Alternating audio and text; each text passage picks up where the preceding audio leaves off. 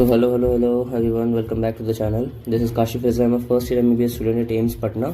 आज के वीडियो में we will be talking about organic chemistry. ठीक है ना. ऑर्गेनिक केमिस्ट्री को कैसे हमें डील करना है लास्ट के बचे हुए 15 दिनों में. आई एम नॉट सेइंग कि 15 दिनों के अंदर तुमने अगर कुछ भी नहीं पढ़ा है, तुम अभी ये वीडियो देखोगे और अगर अभी पढ़ना स्टार्ट करोगे तो तुम ऑर्गेनिक में 100% मार्क्स स्कोर कर सकते हो. That is not possible obviously, right.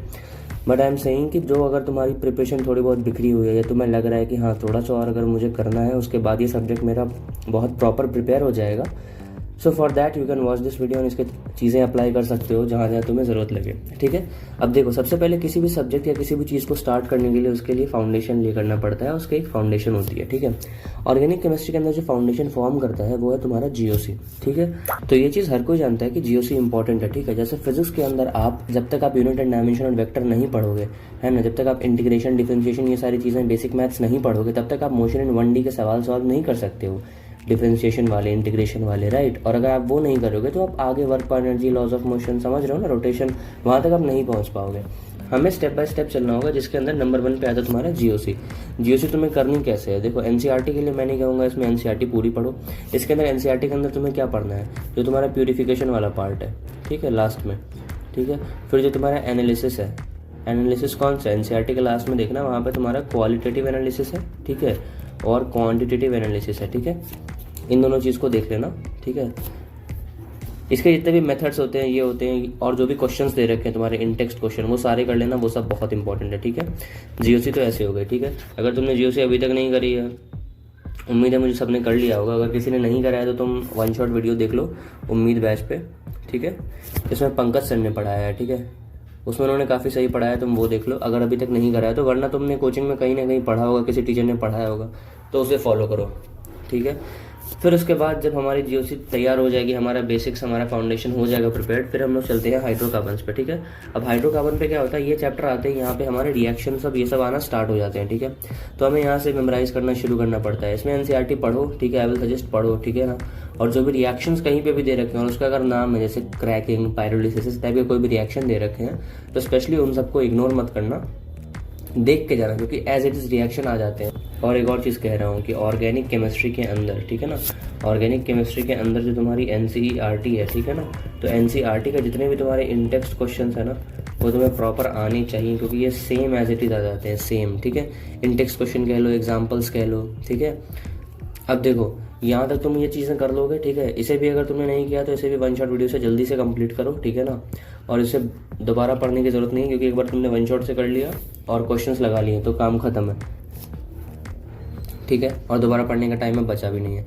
अब जब हम ये दोनों कर लेंगे उसके बाद हम लोग पहुँचेंगे क्लास 12th पे. ठीक. क्लास 12th के अंदर क्या होता है, 2 टाइप के चैप्टर्स होते हैं. ठीक है. एक होता है तुम्हारा नेम्ड रिएक्शन वाले चैप्टर्स, एक होता है तुम्हारे फ्री मार्क्स वाले चैप्टर्स. नेम रिएक्शन वाले चैप्टर्स मतलब क्या होता है? नेम रिएक्शन वाले चैप्टर्स मतलब जिसके अंदर वो नाम वाला रिएक्शन आता है, जैसे कि तुम्हारा फिंकलस्टीन, स्वार्ट्स, है ना, उसके बाद फिर एल्डोल रिएक्शन, समझ रहे हो, कैनिजारो रिएक्शन, ये सारे रिएक्शंस, अमाइंस हो गया तुम्हारा. तो ये जो 4 चैप्टर तुम्हारे, ये हा का मतलब क्या है, ये तुम्हारा halo alkane and hello arene, alcohol, phenol, ether, aldehyde, ketone, carboxylic acid and amines, ये चारों चैप्टर के जितने भी रिएक्शंस हैं, जितने भी, ठीक है, सबकी एक कॉपी बना लो, है ना, और उसको रट जाओ. ठीक है. इसी से आएगा, इसके बाहर नहीं आएगा. और ये इतना ज़्यादा इंपॉर्टेंट है, इनफैक्ट जीओसी और हाइड्रोकार्बन ज़्यादा इंपॉर्टेंट तुम्हारे ये है क्योंकि ये हर साल आता है और हर साल आएगा. ठीक.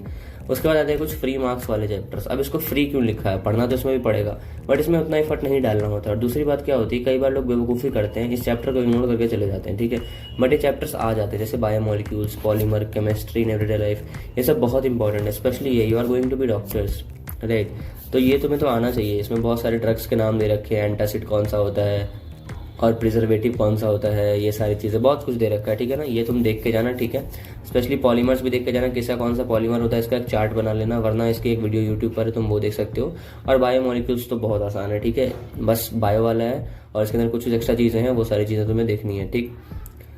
अब क्या करना है हमें यहाँ पे, ये सारा जो है बेसिकली नेम रिएक्शन वाले और फ्री मार्क्स वाले, और बेसिकली ये जो तुम देख रहे हो येलो येलो ब्रैकेट से मैंने सबको वो कर रखा है, इनका मतलब क्या होता है, ये सारे के सारे करने हैं तुम्हें एनसीईआरटी से. मैंने जीओसी में नहीं कहा, हाइड्रोकार्बन्स में नहीं कहा. हाइड्रोकार्बन में रिएक्शन वाला पार्ट कहा मैंने, और जो भी तुम्हारा इंपॉर्टेंट लग रहा है हाइड्रोकार्बन में वो, और जीओसी के अंदर तुम्हारा ये वाला प्यूरिफिकेशन और एनालिसिस वाला, है ना. तो एनसीईआरटी करनी है, सब कहते हैं एनसीईआरटी करनी है, एनसीईआरटी करनी है। एनसीईआरटी में करना क्या है? एनसीईआरटी के अंदर तुम्हें टेबल्स करना है, जो भी टेबल्स दे रखा है, इसके अंदर डेटा दे रखा होता है ना, चीज़ों के बारे में तुम्हें वो करना है। जैसे बॉन्ड ऑर्डर होता है मिथाइल क्लोराइड, फ्लोराइड, ब्रोमाइड, एवराइड का, है ना, बॉन्ड एनर्जी दे रखी होती है, उससे सवाल आ जाता है कि बताओ, अरेंज करके बता दो। तुमसे कोई वैल्यू नहीं पूछता टेबल से कि बताओ ये कितना लिखा हुआ था एग्जैक्ट, तुम्हें अरेंज करके आना चाहिए, ठीक है ना। अगर ऑर्डर बना हुआ है, अगर तुमने ऑर्डर पहले से कहीं याद कर रखा है, ठीक है ना, सपोज कहीं पे दे रखा है तुम्हारा CH3Cl का बॉन्ड ऑर्डर होता है सपोज फॉर एग्जांपल 10, ठीक है, इसका होता है 20, इसका होता है 30, इसका होता है 5। एग्जाम्पल दे रहा हूँ, ऑब्वियसली करेक्ट डेटा नहीं है। तो तुम क्या करोगे ना, तुम्हें ये डेटा नहीं याद रखना है, ठीक है ना, तुम्हें सिर्फ ये याद रखना है इससे ज़्यादा ये, इससे ज़्यादा ये, इससे ज़्यादा ये। एग्जाम में तुम्हारा ये आएगा, ठीक है, और तुमसे ये पूछा जाएगा। समझ रहे हो कैसे टेबल को हमने कैसे एनालाइज करना होता है? हमें डेटा नहीं याद रखना होता है, हमें सिर्फ ये देखना होता है कि ऑर्डर क्या है, ठीक है। टेबल से ऑर्डर एक्सट्रैक्ट कर लो और उसको याद कर लो, ठीक। उसके बाद हम लोग आते हैं एग्जाम्पल्स। वही जो मैंने कहा, एग्जाम्पल्स के अंदर जो क्वेश्चंस दे रखे होते हैं ये एज इट इज आते हैं, बहुत इंपॉर्टेंट है, ठीक है। फिर इंडेक्स क्वेश्चन सारे कर लेना, ये दोनों तो कर ही लेना, और दोनों करने के बाद तुम्हारे पास टाइम बचे तो बैक क्वेश्चंस कर लेना। और बैक क्वेश्चंस में भी वो करना जो ऑब्जेक्टिव टाइप के हो, थ्योरी वाला नहीं, ठीक है ना। ऑब्जेक्टिव टाइप के सवाल होंगे वो सारे कर लेना, ठीक। ऑर्गेनिक के अंदर तुम इतना कर लोगे। अब कुछ चीज़ें ऐसी होती हैं जो कॉमन होती है सब में, मैंने पिछले 2 वीडियोस में भी ये बता रखा है। सबसे पहला है तुम्हारा वन शॉट लेक्चर्स। देखो, अगर वही बात है, अगर तुम्हारा if you have not done any chapter तो वन शॉट लेक्चर देखो 1.5 से 2x पे, ठीक है। स्पेशली जीओसी के लिए जो मैंने तुम्हें बोला था, जैसे कि अगर नहीं करा है तो हाई यील्डिंग चैप्टर जो है उन्हें पहले करो। हाई यील्डिंग चैप्टर्स क्या कहने से सवाल आ सकते हैं, जीओसी और हाइड्रोकार्बन। ये क्यों बोला है? क्योंकि अगर ये तुम्हें आता होगा ना तो तुम थोड़ा बहुत घुमा फिरा के तुम 12th वाले चैप्टर्स के भी कुछ चीज़ें कर सकते हो। जैसे रिएक्शन मैकेनिज्म का टाइप पूछ लेगा, रीअरेंजमेंट पूछ लेगा, कार्बोकैटायन का, ये सारी चीज़ें तुम हाइड्रोकार्बन अगर पढ़ोगे सभी समझ में आएगा, ठीक है। इसका मतलब ये नहीं कि मैं कह रहा कि 12th वाला कम इंपॉर्टेंट है, इनफैक्ट 12th वाला ज़्यादा इंपॉर्टेंट है, बट 12th उन चारों में भी सबसे ज़्यादा इंपॉर्टेंट कौन है? एल्डिहाइड, कीटोन, कार्बोक्सिलिक एसिड, ठीक है। 10 साल के PYQs करो, ठीक है, उतना ही इंपॉर्टेंट है। उनमें जो भी गलती हो एक मिस्टेक बुक बना लो, उसके अंदर सबको नोट डाउन कर लो, ठीक है ना। नोट डाउन कर लोगे तुम तो तुम मिस्टेक बुक के अंदर सारी चीज़ें वो नोट डाउन कर रहे हो जो तुम्हारी गलत हो रही है, ठीक है।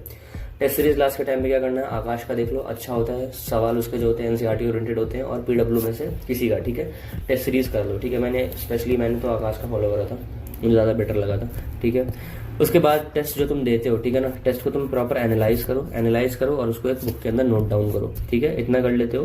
फिर जो तुम्हें रिवाइज करना है चीज़ें, तो रिवाइज कैसे करोगे? शॉर्ट नोट से रिवाइज करो और मिस्टेक बुक से रिवाइज करो। शॉर्ट नोट्स क्या है? अब देखो, मैं शॉर्ट नोट्स के लिए क्या कहूँगा तुम्हें कि शॉर्ट नोट्स जो है तुम्हारे एनसीईआरटी ओरिएंटेड हो तो ज़्यादा बेटर है। तुमने अगर बना रखे हैं तो वेल एंड गुड, नहीं बना रखे हैं तो इसको जाने दो। मिस्टेक बुक अगर बना लिया तो वेल एंड गुड। अगर देखो, बात यह है ना कि हो सकता है तुम ये वीडियो आज ही देख रहे हो, आज अगर देख रहे हो तुम ये वीडियो तो तुम बनाना शुरू कर दियोगे, तुमने बना लिया होगा तो अच्छी बात है। लास्ट के 1 वीक से पहले कब तक कंप्लीट हो जाना चाहिए। अब तुम 2 दिन में बनाओ, तुम 4 दिन में बनाओ, वो मैटर नहीं करता है, ठीक है ना। मैटर ये करता है कि 1 मई से पहले तुम्हारा सब कुछ हो जाना चाहिए, ताकि तुम 7 दिन रिवाइज करो। हो सकता है 1 मई को ना हो पाए, 2 को हो, 3 को हो, 4 दिन तो रिवीजन करोगे ना। इन शॉर्ट कहने का मतलब समझ रहे हो ना, रिवीजन करना ज़रूरी है, ठीक है। तो अगर तुम्हें रिवाइज करना ही है तो नेम्ड रिएक्शन की कॉपी बना लो और उससे रिवाइज करो, ठीक है। अब देखो, ऑर्गेनिक के अंदर एक चीज़ मैं तुम्हें बताता हूँ। क्या?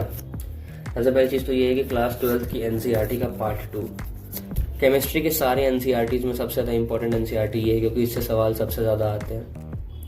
क्लास 12th के एनसीईआरटी पार्ट 2 में ऐसा क्या है? क्लास 12th के एनसीईआरटी के पार्ट 2 में क्या है दिखाऊँ? ये है। वो पूरी की पूरी तुम्हारी क्लास 12th की जो ऑर्गेनिक है ना, 12th की ऑर्गेनिक जितनी भी है ना, जितनी भी 12th की ऑर्गेनिक है, सबकी सब इसमें दे रखी है, ठीक है ना। और ऑर्गेनिक सबसे ज़्यादा आता भी क्लास 12th वाले से है। तो वही चीज़ है कि पार्ट 2 एनसीईआरटी बहुत इंपॉर्टेंट है केमिस्ट्री की, ठीक है। तो ये चीज़ ये है कि पार्ट 2 के अंदर भी इन सब चीज़ों को इग्नोर मत करो। Don't ignore biomolecules, polymers and chemistry in everyday life. इनको इग्नोर मत करो और नेम रिएक्शन की कॉपी बनाओ, नेम रिएक्शन बार बार रिवाइज करो, ठीक है ना। ये सारी चीज़ें इंपॉर्टेंट इसलिए है क्योंकि देखो, ऑर्गेनिक से सवाल तो आते हैं, ठीक। देखो, अगर मैं बात करूं अपनी, तो मेरे नीट 2022 के अंदर ऑर्गेनिक में 100% मार्क्स आए थे। मतलब मेरे सारे के सारे सवाल सही हुए थे। ऐसा एक सवाल नहीं था ऑर्गेनिक का जो मुझसे गलत हुआ हो। और ऐसा भी नहीं है मैंने बहुत ज़्यादा ऑर्गेनिक पढ़ी या फिर ऑर्गेनिक केमिस्ट्री में मास्टर था, ब्ला ब्ला, कुछ भी ऐसा नहीं है, ठीक है ना। बस ये है कि टाइम टाइम पर रिवाइज करा था चीज़ों को, क्वेश्चन बहुत प्रैक्टिस किया था, आकाश से, एलन से, पीडब्ल्यू से, अपने कोचिंग का मॉड्यूल, हर एक चीज़ लगा ली थी। तो जब तुम इतना प्रैक्टिस कर लेते हो फिर बचता क्या करने को। एनसीईआरटी भी कर लिया था, आकाश का मैप्स भी कर लिया था, बट उतना नहीं करना होता। मेरे पास टाइम था उतना, तो मैंने करा था। ठीक है, ड्रॉप ईयर था मेरा, मेरे पास एक्स्ट्रा टाइम था तो मैंने करा था। अभी लास्ट के दिनों में तो ऑब्वियसली टाइम नहीं है, इसलिए लास्ट के दिनों में सिर्फ स्पेसिफिक पढ़ो, एनसीईआरटी ओरिएंटेड होकर पढ़ो, हो जाएगा। उसके बाद ये सारी चीज़ें मैंने तुम्हें बता दी।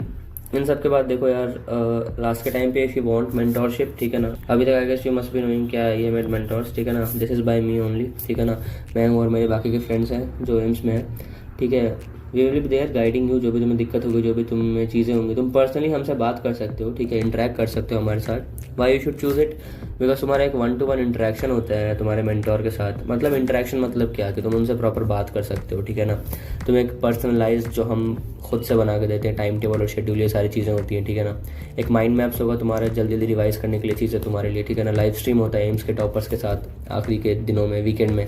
बट अभी हमने कहा था वीकेंड तक करने का, बट हम लोग अभी वीक के अंदर 2 से 4 बार करने का ट्राई कर रहे हैं, ठीक है ना। 2 से 4 बार कर रहे हैं, हमने कहा था 1 बार करने का, क्योंकि ऑब्वियसली बात है लास्ट के टाइम में आपको ज़्यादा ज़रूरत पड़ती है। और टेलीग्राम ग्रुप होती है इवेंटीज़ के लिए, जहाँ पे जाके आप बात कर सकते हो, ठीक है ना, बाकी लोगों से।